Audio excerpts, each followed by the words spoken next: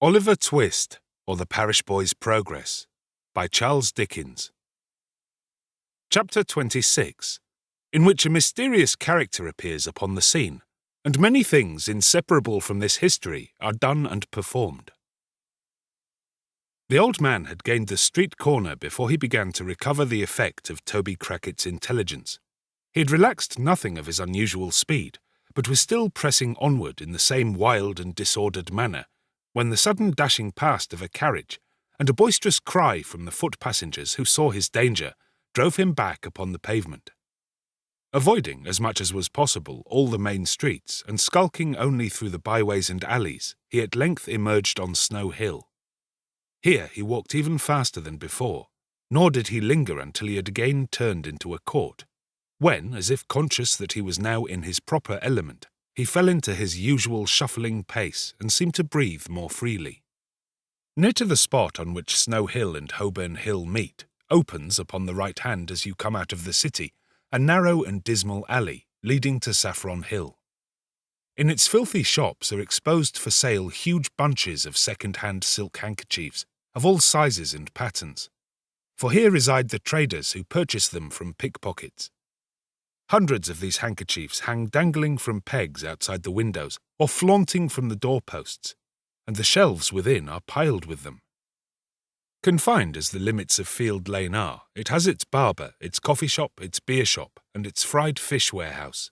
It is a commercial colony of itself, the emporium of petty larceny, visited at early morning and setting in of dusk by silent merchants who traffic in dark back parlours and who go as strangely as they come. Here the clothesman, the shoe vamper, and the rag merchant display their goods as signboards to the petty thief. Here stores of old iron and bones, and heaps of mildewy fragments of woolen stuff and linen rust and rot in the grimy cellars. It was into this place that the Jew turned. He was well known to the sallow denizens of the lane, for such of them as were on the lookout to buy or sell nodded familiarly as he passed along. He replied to their salutations in the same way, but bestowed no closer recognition until he reached the further end of the alley, when he stopped to address a salesman of small stature, who had squeezed as much of his person into a child's chair as the chair would hold, and was smoking a pipe at his warehouse door. "Why, the sight of you, Mr. Fagin, would cure the hop-tool me," said this respectable trader, in acknowledgment of the Jew's inquiry after his health. "The neighbourhood was a little too hot, lively," said Fagin, elevating his eyebrows and crossing his hands upon his shoulders. "Well, I've heard that complaint of it once or twice before," replied the trader, "but it soon cools down again. Don't you find it so?" Fagin nodded in the affirmative. Pointing in the direction of Saffron Hill, he inquired whether anyone was up yonder tonight. "At the Cripples?" inquired the man. The Jew nodded. "Let me see," pursued the merchant, reflecting. "Yes, there's some half-dozen of 'em gone in that I knows. I don't think your friend's there." "Sykes is not, I suppose?" inquired the Jew, with a disappointed countenance. "Non ist ventus, as the lawyers say," replied the little man, shaking his head and looking amazingly sly. "Have you got anything in my line tonight?" "Nothing tonight," said the Jew, turning away. "Are you going up to the Cripples, Fagin?" cried the little man, calling after him. "Stop! I don't mind if I have a drop there with you." But as the Jew, looking back, waved his hand to intimate that he preferred being alone, and moreover as the little man could not very easily disengage himself from the chair, the sign of the Cripples was, for a time, bereft of the advantage of Mr. Lively's presence. By the time he had got upon his legs, the Jew had disappeared, so Mr. Lively, after ineffectually standing on tiptoe in the hope of catching sight of him, again forced himself into the little chair, and exchanging a shake of the head with a lady in the opposite shop, in which doubt and mistrust were plainly mingled, resumed his pipe with a grave demeanour. The Three Cripples, or rather the Cripples, which was the sign by which the establishment was familiarly known to its patrons, was the public house in which Mr. Sykes and his dog have already figured. Merely making a sign to a man at the bar, Fagin walked straight upstairs, and opening the door of a room, and softly insinuating himself into the chamber, looked anxiously about, shading his eyes with his hand, as if in search of some particular person. The room was illuminated by 2 gaslights, the glare of which was prevented by the barred shutters and closely drawn curtains of faded red from being visible outside. The ceiling was blackened to prevent its colour from being injured by the flaring of the lamps, and the place was so full of dense tobacco smoke that at first it was scarcely possible to discern anything more. By degrees, however, as some of it cleared away through the open door, an assemblage of heads, as confused as the noises that greeted the ear, might be made out.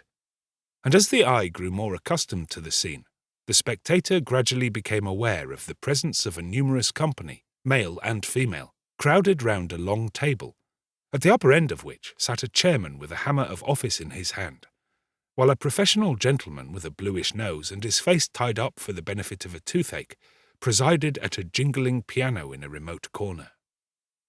As Fagin stepped softly in, the professional gentleman, running over the keys by way of prelude, occasioned a general cry of order for a song, which, having subsided, a young lady proceeded to entertain the company with a ballad in 4 verses, between each of which the accompanist played the melody all through as loud as he could.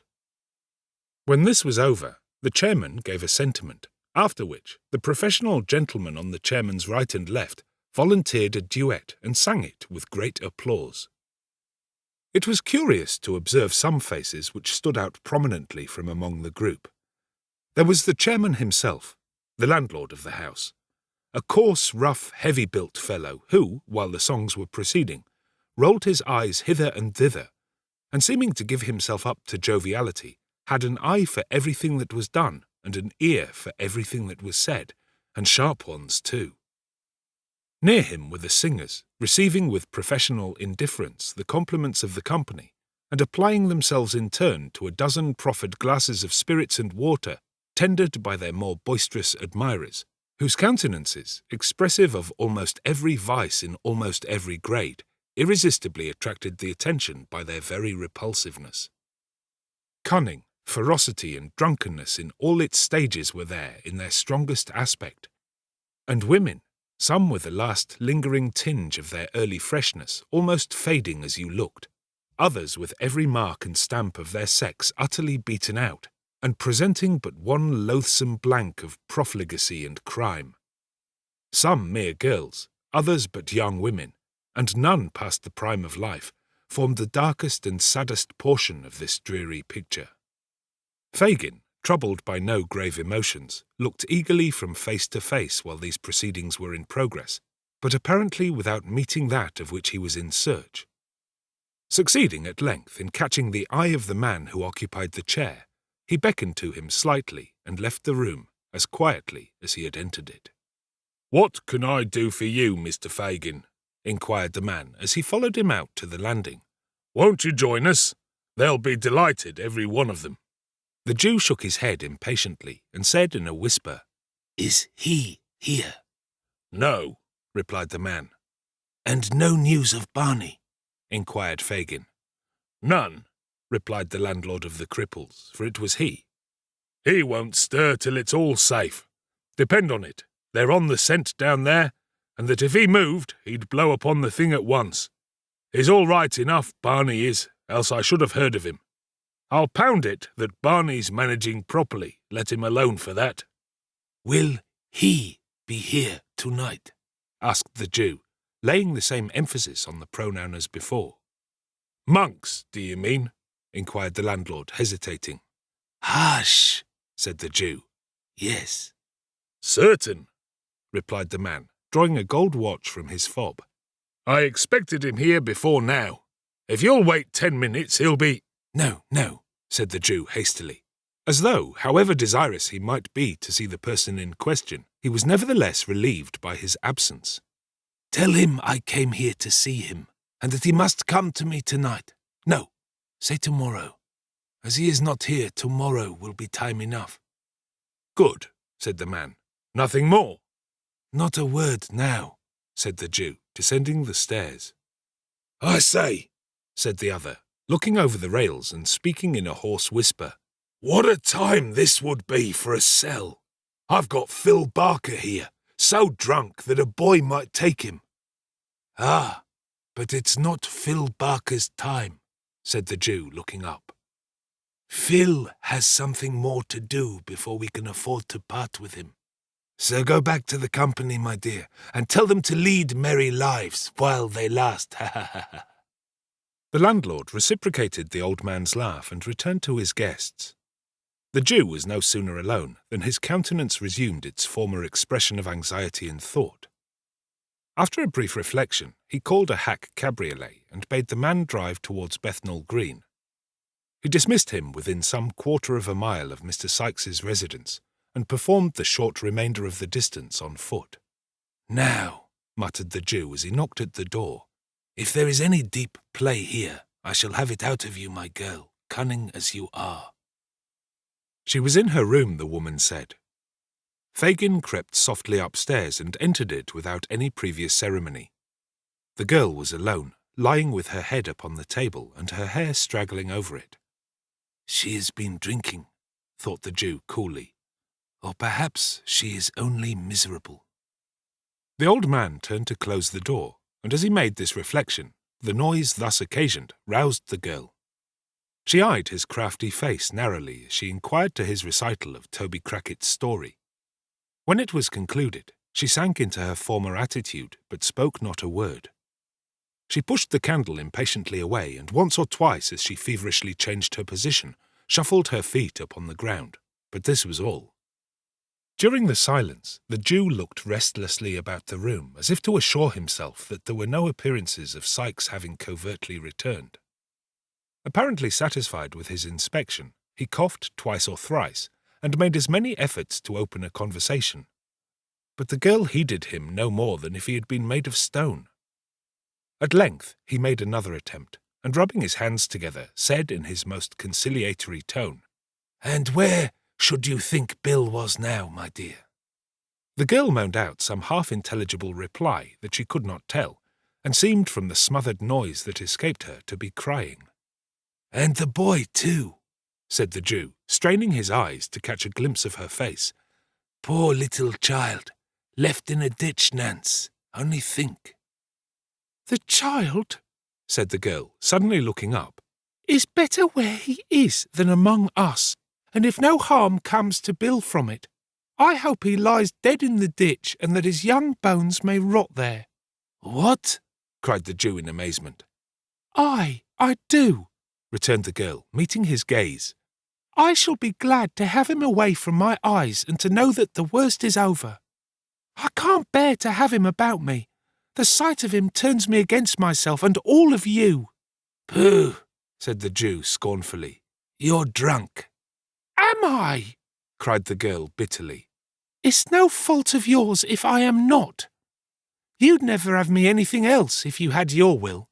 Except now, the humour doesn't suit you, doesn't it?" "No," rejoined the Jew furiously. "It does not." "Change it, then," responded the girl with a laugh. "Change it!" exclaimed the Jew, exasperated beyond all bounds by his companion's unexpected obstinacy and the vexation of the night. "I will change it. Listen to me, you drab. Listen to me, who with 6 words can strangle Sykes as surely as if I had his bull's throat between my fingers now. If he comes back and leaves the boy behind him, if he gets off free and dead or alive, fails to restore him to me, murder him yourself if you would have him escape, Jack Ketch. And do it the moment he sets foot in this room, or mind me, it will be too late." "What is all this?" cried the girl involuntarily. "What is it?" pursued Fagin, mad with rage. "When the boy's worth hundreds of pounds to me, am I to lose what chance threw me in the way of getting safely through the whims of a drunken gang that I could whistle away the lives of? And me bound, too, to a born devil that only wants the will and has the power to... Panting for breath, the old man stammered for a word, and in that instant checked the torrent of his wrath and changed his whole demeanour. A moment before, his clenched hands had grasped the air, his eyes had dilated, and his face grown livid with passion. But now he shrunk into a chair, and cowering together, trembled with the apprehension of having himself disclosed some hidden villainy.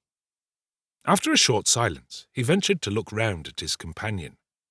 He appeared somewhat reassured on beholding her in the same listless attitude from which he had first roused her. "Nancy, dear," croaked the Jew in his usual voice, "did you mind me, dear?" "Don't worry me now, Fagin," replied the girl, raising her head languidly. "If Bill has not done it this time, he will another. He has done many a good job for you and will do many more when he can, and when he can't he won't, so no more about that." "Regarding this boy, my dear," said the Jew, rubbing the palms of his hands nervously together. "The boy must take his chance with the rest," interrupted Nancy hastily. "And I say again, I hope he is dead and out of harm's way and out of yours. That is, if Bill comes to no harm. And if Toby got clear off, Bill's pretty sure to be safe, for Bill's worth two of Toby any time." "And about what I was saying, my dear," observed the Jew, keeping his glistening eye steadily upon her. "You must say it all over again if it's anything you want me to do," rejoined Nancy. "And if it is, you had better wait till tomorrow. You put me up for a minute, but now I'm stupid again."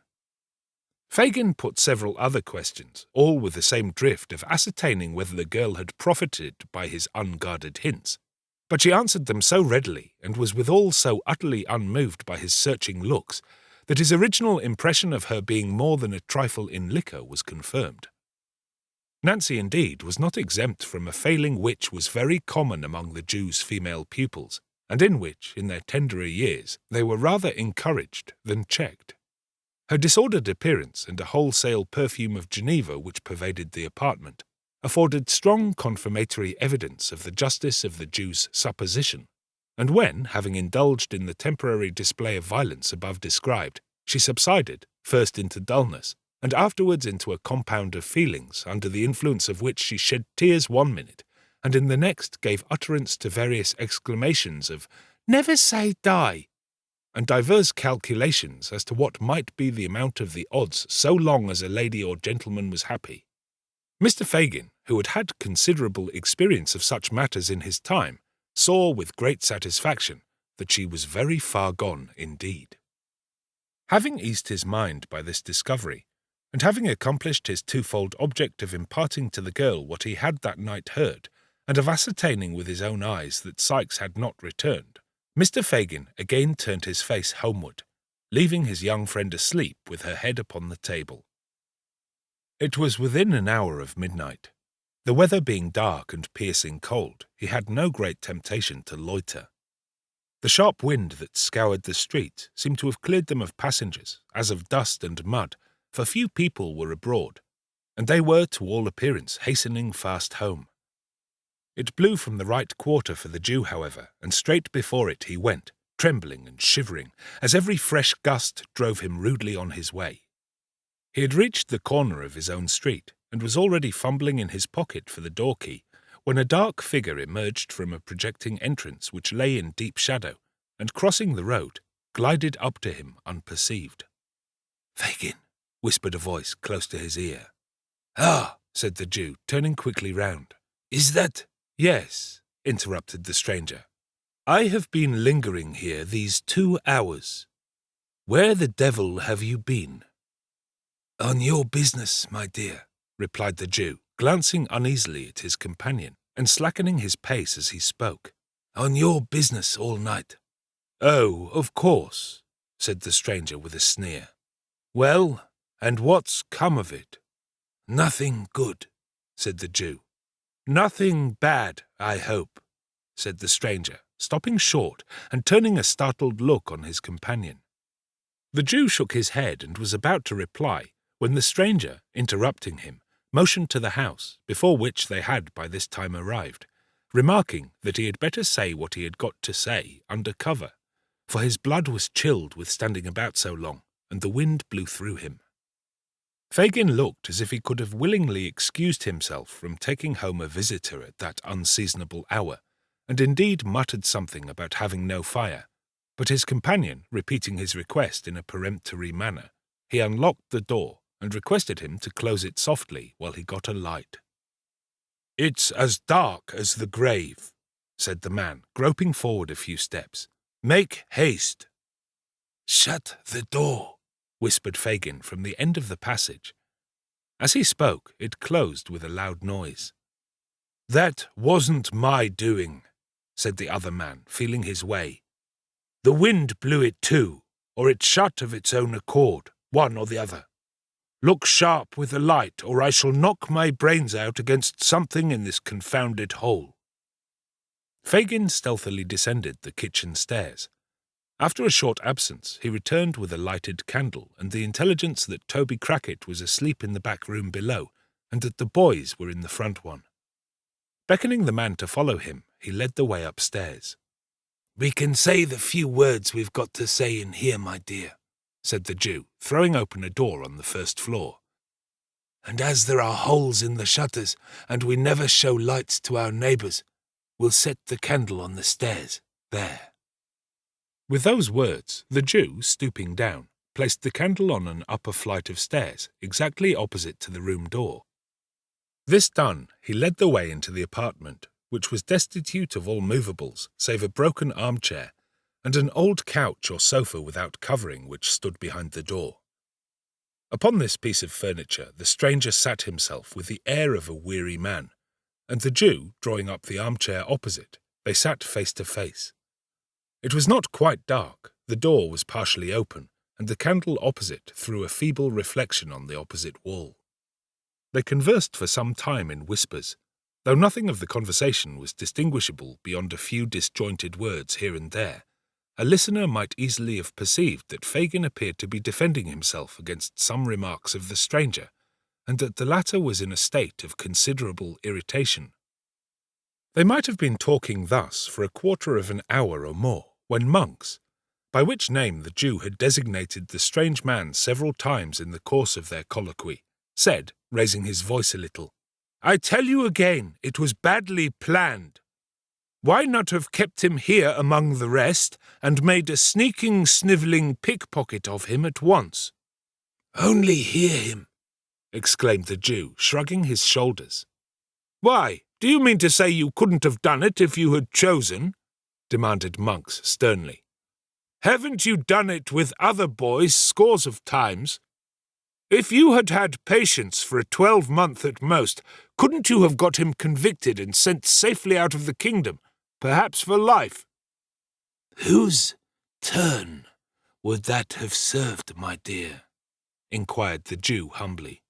"Mine," replied Monks. "But not mine," said the Jew submissively.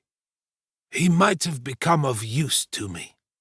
When there are two parties to a bargain, it is only reasonable that the interests of both should be consulted. Is it, my good friend?" "What, then?" demanded Monks. "I saw it was not easy to train him to the business," replied the Jew. "He was not like other boys in the same circumstances." "Curse him, no," muttered the man, "or he would have been a thief long ago." "I had no hold upon him to make him worse," pursued the Jew, anxiously watching the countenance of his companion. "His hand was not in. I had nothing to frighten him with, which we always must have in the beginning, or we labour in vain. What could I do? Send him out with the Dodger and Charlie? We had enough of that at first, my dear. I trembled for us all." "That was not my doing," observed Monks. No, my dear," renewed the Jew. "And I don't quarrel with it now, because if it had never happened, you might never have clapped eyes on the boy to notice him, and so led to the discovery that it was him you were looking for. Well, I got him back for you by means of the girl, and then she begins to favour him." "Throttle the girl," said Monks impatiently. "Why, we can't afford to do that just now, my dear," replied the Jew, smiling. "And besides, that sort of thing is not in our way, or one of these days I might be glad to have it done. I know what these girls are, Monks, well. As soon as the boy begins to harden, She'll care no more for him than for a block of wood. You want him made a thief? If he is alive, I can make him one from this time, and if, said the Jew, drawing nearer to the other, it's not likely, mind.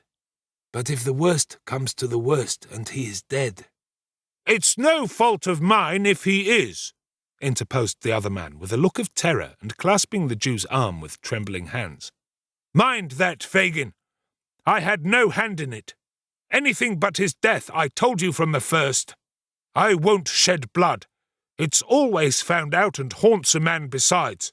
If they shot him dead, I was not the cause, do you hear me? Fire this infernal den, what's that? What? Cried the Jew, grasping the coward round the body with both arms as he sprung to his feet. Where? Yonder, replied the man, glaring at the opposite wall. The shadow. I saw the shadow of a woman in a cloak and bonnet pass along the wainscot like a breath. The Jew released his hold, and they rushed tumultuously from the room. The candle, wasted by the draught, was standing where it had been placed. It showed them only the empty staircase and their own white faces. They listened intently. A profound silence reigned throughout the house. It's your fancy, said the Jew, taking up the light and turning to his companion. I'll swear I saw it, replied Monks, trembling. It was bending forward when I saw it first, and when I spoke it darted away. The Jew glanced contemptuously at the pale face of his associate, and telling him he could follow if he pleased, ascended the stairs. They looked into all the rooms. They were cold, bare, and empty. They descended into the passage, and thence into the cellars below. The green damp hung upon the low walls. The tracks of the snail and slug glistened in the light of the candle, but all was still as death. What do you think now? Said the Jew when they had regained the passage. Besides ourselves, there's not a creature in the house except Toby and the boys, and they're safe enough. See here. As a proof of the fact, the Jew drew forth 2 keys from his pocket, and explained that when he first went downstairs he had locked them in to prevent any intrusion on the conference. This accumulated testimony effectually staggered Mr. Monks. His protestations had gradually become less and less vehement as they proceeded in their search without making any discovery, and now he gave vent to several very grim laughs and confessed it could only have been his excited imagination. He declined any renewal of the conversation, however, for that night, suddenly remembering that it was past 1 o'clock, and so the amiable couple parted.